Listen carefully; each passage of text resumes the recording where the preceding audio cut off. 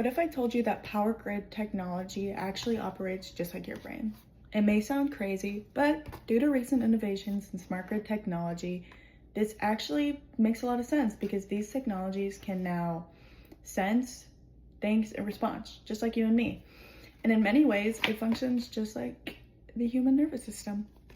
As an electrical engineer, I'm constantly studying energy systems and how they're evolving. Today, I'm going to focus on smart grid technology and how they transform the way we use electricity and how this incredible system actually mirrors our insights. So the path that I'm going to take you on is I'm going to talk about old grids and pretty much why they needed to be updated.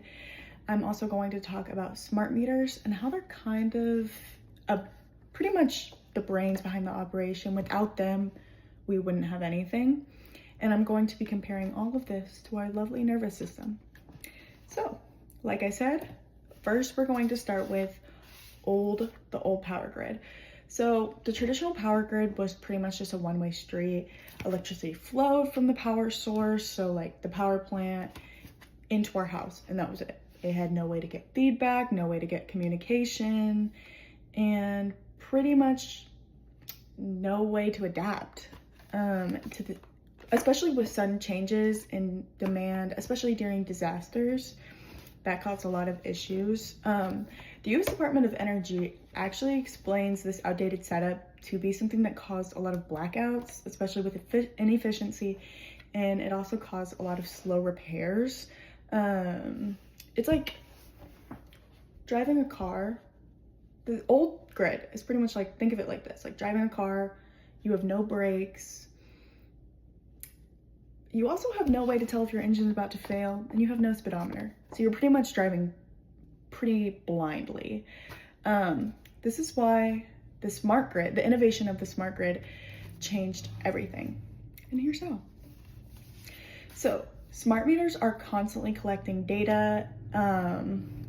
They've also been installed in pretty much all homes, all businesses. They don't just measure electricity once a month. They're constantly collecting data and sending it from these, like, at home to these businesses. So you're constantly getting upgrades. The International Energy Agency in 2022 explains that smart meters transmit data to companies in real time. This means that a surge in energy or the system is constantly knowing immediately what's going on. The system is like, this new updated system is pretty much like having eyes and ears now. Think of a smart grid like sensory nerves. Exactly what I just said. They're like the eyes and ears. Like if I were to touch a hot stove, the sensory nerves are what tell my brain that I'm touching something hot. That's pretty much exactly how the smart meter works, essentially. But where does this updated information go? Well, it goes to the brain, which is like just the sensory nerves send this message to your brain. Smart meters send the data to the grid control center. So this is pretty much like the brain. The centers are filled with softwares, engineers, and algorithms that interpret what's happening all across the grid, which means it's going to be going way faster and less blackouts and more manageable source of data, especially during times where there's more demand. A scholarly review by Gupta and Srivastava in 2022 compared the smart grids to artificial intelligence, and that's kind of exactly what they are. They analyze power without human input. In other words, the smart grid thinks before it acts, just like your brain. It processes these signals from your body. It doesn't just respond, it's just straight up intelligence. So, and just like your brain controls your movement, smart grids react.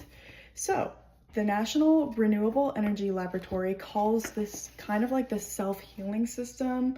If a power line goes down, the grid can automatically reroute electricity, which is extremely useful when you live in the outer city of Houston. It's almost essentially just like a reflex. The hand touching the hot thing before. Imagine touching a hot pan. You don't just sit there and think about it. You pull your hand back. That is kind of what this is. It's reacting. This makes the grid go way faster, it's way safer, and just a billion times more reliable and more efficient. I don't know how a lot of major cities operated before this big system. So, what is the big idea of all of this? The big idea of all of this is that smart grids actually work exactly like your nervous system, and that is how I was best able to explain this to myself. Smart meters are like sensory nerves. Grid control is exactly like your brain, and grid responses reflex just like reflexes or muscle movement. Just as your nervous system keeps you alive by sensing, thinking, and reacting, the smart grid keeps the lights on by doing the same thing for power supply, which super nice. So let's review.